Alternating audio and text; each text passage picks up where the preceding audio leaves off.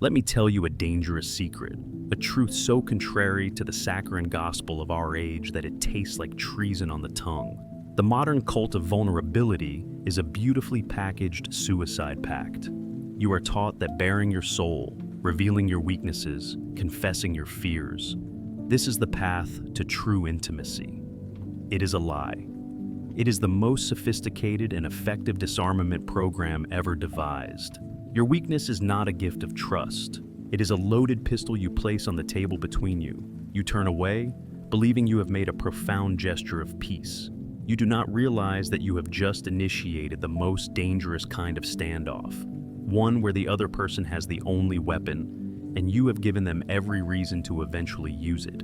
Machiavelli, that unsentimental observer of the human zoo, understood this perfectly. He warned his prince that a ruler must never appear weak, hesitant, or dependent. He must be a great pretender and dissembler, because to reveal your true anxieties, your empty treasuries, your secret doubts, is to hand your rivals a detailed blueprint for your own destruction. And who is a more intimate rival, a more potent force in the landscape of your life than the person you love? She holds more power over your emotional state than any king or chancellor. To disarm yourself before her is a strategic insanity that would make the old Florentine weep. Imagine a master duelist. He is all grace and lethal precision, but he has one flaw. A childhood injury has left his left shoulder weak. In a duel, does he announce this to his opponent? Does he say, "Be gentle with my left side, for it is tender"? Of course not. He would be dead in an instant. He does the opposite. He protects it. He disguises it. He builds his entire fighting style around compensating for it, so that his weakness becomes unreadable, a mystery. His survival depends not on his opponent's mercy, but on his own relentless self-possession. You, in your quest for love, have been taught to be the foolish duelist. You have been told to point to the chink in your own armor, believing it to be an act of courage. It is not courage, it is a plea. It is the desperate hope that she will be so moved by your trust that she will choose not to aim for the heart you have so conveniently exposed. And she may not, for a week, for a year. She may even cherish your weakness, for a time. It makes her feel strong. It makes her feel needed. But the pistol remains on the table, and the day will come when a conflict arises, a moment where your interests and hers diverge. And in that moment of anger or fear or simple cold calculation, her hand will stray towards that pistol. Your own confessed fears will be used to prove your incompetence. Your own revealed anxieties will become evidence of your instability. Your vulnerability will be reframed as a burden she has been forced to carry, and she will pull the trigger, not with malice, but with the grim justification that you were, after all, too weak to be trusted with your own life. You gave her the gun, and then you blame her for firing it. There is a bleak folk tale from the dog-eat-dog world of the medieval Italian city-states. A condottiero, a mercenary captain, had a secret terror of thunderstorms, a fear born from a childhood tragedy. He revealed this to his wife, a woman he adored, as a sign of his ultimate trust. For years, she was his comfort during storms, but the condottiero grew powerful, and his wife's family saw him as a political rival. One day, as he was negotiating a critical alliance, his wife's brother arranged for a dozen servants to beat drums and shake sheets of metal outside the negotiating tent, mimicking the sound of a great storm. The condottiero, seized by his old terror, became a stammering, sweating wreck, losing the alliance and his reputation in a single afternoon. His most intimate secret, given as a gift of love, was used as the instrument of his public ruin.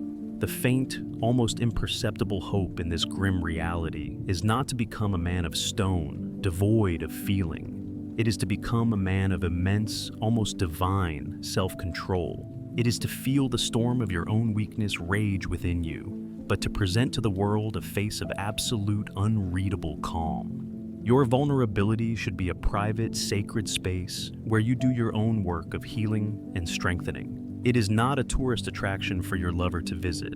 So, I dare you, you who have been so eager to share your scars, the next time you feel the urge to confess a weakness, to offer up a piece of your own brokenness on the altar of intimacy, try an experiment. Say nothing. Hold that vulnerability inside. Let it burn. Let it be the fuel for your own private fire. And watch how the dynamic of power between you begins to shift, silently, inexorably, in your favor.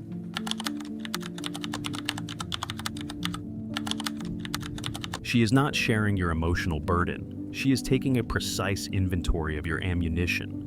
I have seen this in the quiet, candlelit dinners of couples who believe themselves to be in love. I have seen it in the tearful late-night confessions between trusted friends. The great tragic misunderstanding of the modern man is that he believes a listening ear is an allied ear. He thinks that when he speaks of his struggles, he is laying down a burden to be shared. He does not understand that he is undergoing a quiet, benevolent, and devastatingly thorough interrogation. When you confess your fears to her, she is not just your lover, she becomes an intelligence agent. And the subject of her study is you. This is the second, more subtle truth about the danger of showing weakness. It is not just that you hand her a weapon, it is that you are actively teaching her how to use it. Every vulnerability you share is a new data point in her ever-growing dossier on your psyche. She is not necessarily malicious. A good spy is not malicious. A good spy is thorough. She is simply, on a deep and primal level, mapping your operational weaknesses. I'm terrified of failing at my new business, you tell her, seeking comfort. What she hears is, his confidence is fragile and tied to his professional success. This is a potent lever for future influence. You confess, my father never thought I was good enough. What she hears is, his core wound is a need for paternal validation. Withholding approval will be a highly effective tactic in any future conflict. You admit, I feel lonely and disconnected from my friends lately. What she hears is, his support network is compromised. He is isolated. His dependency on me is therefore increasing. She listens with what appears to be perfect loving empathy. She holds your hand. She may even shed a tear with you. But the entire time, a cold, ancient part of her mind, the part that is concerned with survival and strategic advantage, is taking notes. It is filing this information away. Not for war, not yet, but as a contingency, because as Machiavelli knew, today's ally can be tomorrow's enemy, and a wise prince never, ever assumes that peace is permanent.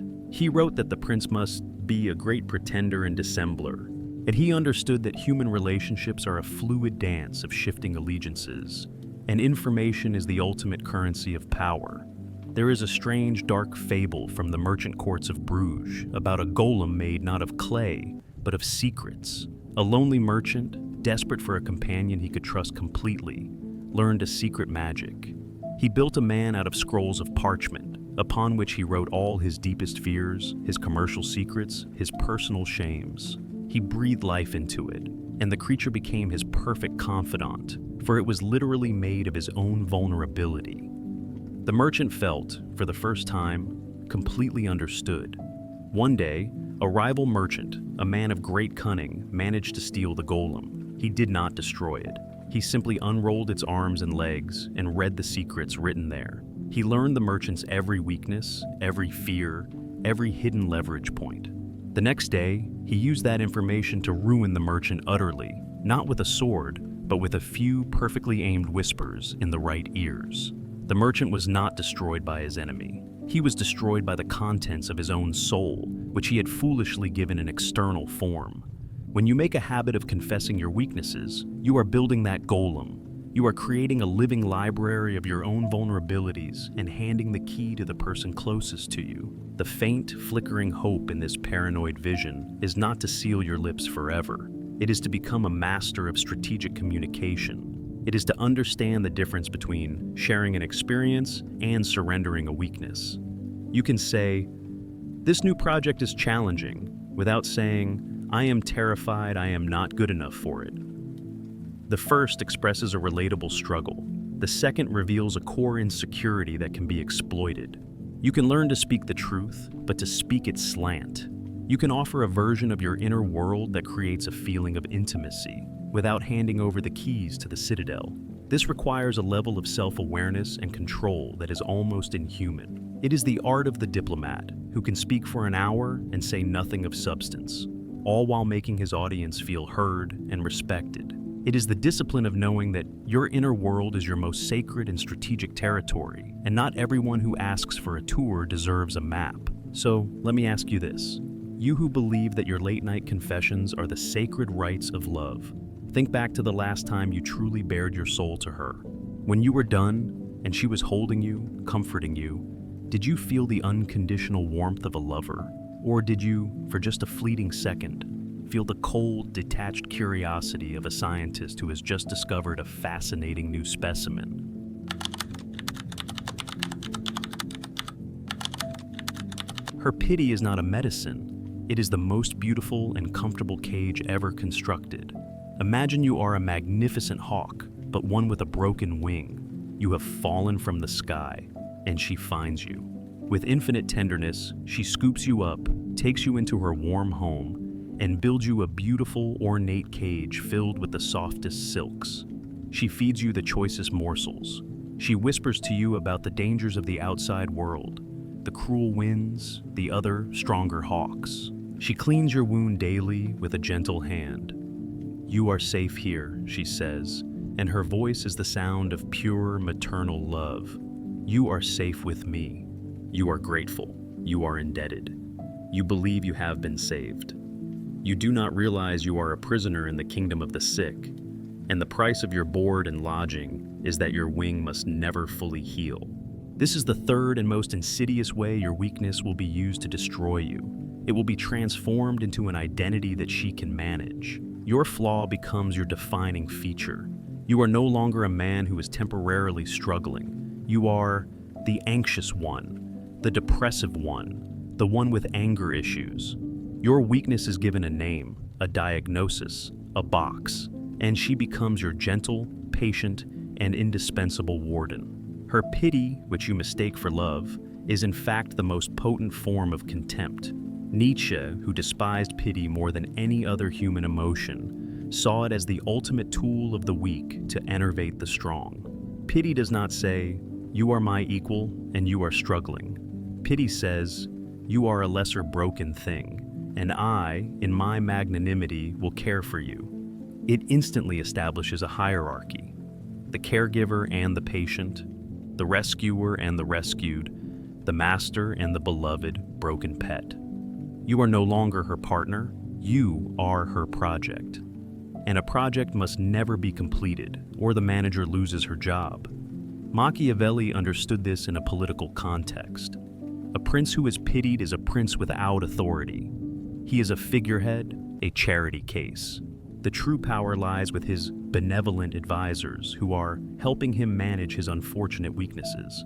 In your relationship, by accepting her pity, you are willingly abdicating your own throne and inviting her to rule your inner world as a gentle, caring regent. She will, with the best of intentions, sabotage your attempts at recovery. When you have a good day, when your old strength begins to return, she will greet it not with celebration, but with a quiet, loving concern. Don't push yourself too hard, she'll advise. Remember what happened last time. She is reminding you of your brokenness. She is gently guiding you back into your cage. Your strength is a threat to her position as caregiver. Your independence is a threat to the stability of the kingdom of the sick. In the folklore of the Russian steppes, they tell of a forest spirit, a mighty leshy with a heart of ancient oak, who was wounded by a hunter's silver axe. He was found by a village girl named Anya, who took him to her cottage and nursed him. The leshy, who had only ever known the brutal honesty of the forest, was captivated by her gentle pity. He stayed. But Anya was afraid of the forest. She told the leshy that his true strength was not in his wild power, but in his newfound gentleness. Whenever his wounds healed, and he spoke of returning to the woods, she would weep and speak of how she couldn't bear to see him hurt again. Her tears were more effective than a chain. He stayed for 100 years, a sad, mighty god living in a tiny hut, his power slowly seeping into the floorboards, all for the love of the girl who pitied him. Your comfort in her compassion is that cottage. It is a warm, safe, and soul-destroying prison. The hope here, the faint, brutal hope, is to learn to hate pity. You must develop an allergy to it. You must come to see a look of pity in your lover's eyes, not as a sign of her love, but as the most profound and intimate insult she could ever deliver. It is the moment you must choose to be the hawk that would rather die on the cold ground with a broken wing than live in the most comfortable cage. This requires a terrifying act of rebellion. It is the act of ripping off your own bandages.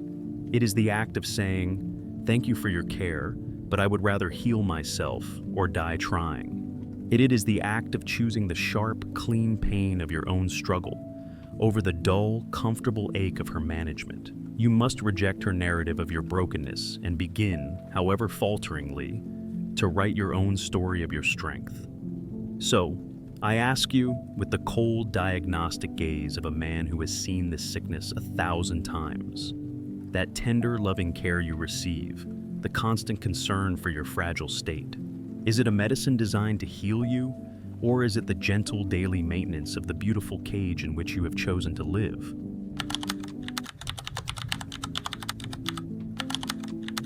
What you do not reveal cannot be used as a weapon against you. Imagine a fortress on a high, lonely crag. Its walls are sheer, seamless, and made of polished black obsidian. There are no windows, no gates, no banners flying from its ramparts. Storms crash against it, and the stone does not shudder. Armies assemble before it, and the walls betray no sign of the life or turmoil within. The fortress's greatest strength is not its garrison or its armaments. Its greatest strength is its absolute, unnerving, and perfect silence. It is impregnable because it is unreadable. You have been taught to live your life as an open and welcoming city, your gates thrown wide, your citizens, your thoughts, your fears, your feelings, spilling out into the streets for any traveler to inspect. And you wonder why you are so often conquered. The fourth and most critical truth of this dark philosophy is this: you must learn to become the silent fortress. If your weakness is the weapon she will use against you, then your one and only defense is to give her no intelligence about where your weaknesses lie. You must become a master of the mask. You must learn the high and difficult art of emotional containment. This is not a call to become an unfeeling automaton. The chaos, the fear, the doubt, let it rage within you. It is the private weather of your own soul. But the face you present to the world, and especially to her, must be a mask of serene, unshakable calm. Machiavelli was explicit on this. A prince, he insisted, must be a great pretender and dissembler. He must appear to be all mercy, faith, and integrity, while being prepared to act with ruthless pragmatism when necessary. The lesson for you is this: you must appear to be constant, confident, and in control of your own emotional state, even and especially when you are not. Your inner turmoil is your own sacred burden, not a performance to elicit her sympathy. There is a legend from the cutthroat world of the old Silk Road caravans about a merchant who never lost a negotiation. He was known as the man with the jade face. It was said that his expression was as smooth, cool, and unreadable as a piece of polished jade. Rivals would try every tactic. They would flatter him, insult him, threaten him, try to make him drunk. But his expression never changed. His voice never rose. His hands never trembled. They could never know if he was desperate or confident, bluffing or holding all the power. His unreadability was a form of psychological warfare. Men would become so unnerved by his calm that they would make mistakes, reveal their own weaknesses, and concede to his terms just to escape the unnerving stillness of his presence. He wasn't a better merchant. He was a better fortress. You must cultivate this jade face. It is a discipline forged in the fires of immense self-control. When she tests you with a passive-aggressive comment, you do not react with anger. You meet it with a calm, slightly amused silence. When she withdraws her affection to punish you, you do not chase her with desperate pleas. You turn your attention, with absolute focus, back to your own work, as if you have barely noticed. You make her emotional manipulations irrelevant by refusing to participate in them. You are teaching her, through your own impassivity, that the levers she is used to pulling are no longer connected to anything. The modern therapeutic narrative has labeled this kind of emotional control as repression or avoidance. It is seen as unhealthy, and perhaps it is, if your goal is to be a fully integrated, emotionally transparent member of a utopian society built on trust. But in the real world, in the Machiavellian landscape of power dynamics that is human relationships, emotional transparency is a strategic liability. The Stoics of ancient Rome understood this. They sought a state of apatheia, freedom from the disturbance of passion, not just for personal peace, but because an undisturbed mind is a superior mind, capable of clear and rational action. The strange, cold hope in this practice is the discovery of your own sovereignty. When you realize you are not a slave to your own reactive emotions, a profound shift occurs. You stop being the effect and start becoming the cause. You are no longer a leaf blown about by the winds of her moods. You are the stone that the wind must part around. This self-mastery, this ability to contain your own inner storm, generates a gravitational pull of its own. It is the quiet, immense power of the man who is in complete possession of his own soul. So, I dare you to try this the next time you feel a surge of anger or neediness or fear. Instead of expressing it, instead of sharing it, instead of seeking validation for it, hold it, sit with it, let it burn inside you like a furnace. Let it be the fire that tempers your own steel. Present to the world a face of absolute calm, and feel for the first time the terrifying and glorious power of the man who cannot be read.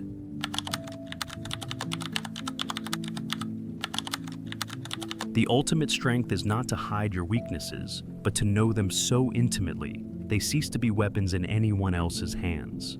And so we come to the end of the lesson. You have learned to see the dagger in the gift of vulnerability. You have learned to recognize the quiet audit of the soul. You have learned to despise the gilded leash of pity, and you have learned to build the silent, impregnable fortress of your own face. You have learned the dark arts of the prince. You have learned how to never show weakness. And now, I will tell you the final secret, the one that lies on the other side of this entire brutal education. The ultimate power is to no longer need the fortress at all. The mask, the silence, the unreadable face. These are the tools of a man at war. They are necessary for survival in a hostile world, but they are a means to an end, not the end itself. To live your entire life behind those walls is its own kind of prison. The final stage of this journey, the true liberation, is to become a man whose strength is so profound, so authentic, that he no longer fears the exposure of his weakness. How is this possible? It is possible when you have done the hard, lonely, terrifying work of exploring your own inner landscape so thoroughly that there are no dark corners left that can frighten you. You have walked through every haunted forest of your own inadequacy. You have interviewed every ghost of your past failures. You have become the absolute, undisputed master of the territory of your own soul. Your weaknesses are no longer your enemies. They are simply your subjects. There is a legend of the Great Library of Alexandria, a repository of all the world's knowledge. Its guardians were terrified of fire, for the destruction of the scrolls would mean the end of wisdom. But there was said to be one librarian, the master of the stacks, who did not fear the flames. He had spent his entire life not just guarding the scrolls, but reading them, memorizing them, absorbing them, until the knowledge was no longer on the papyrus, but in his own bloodstream.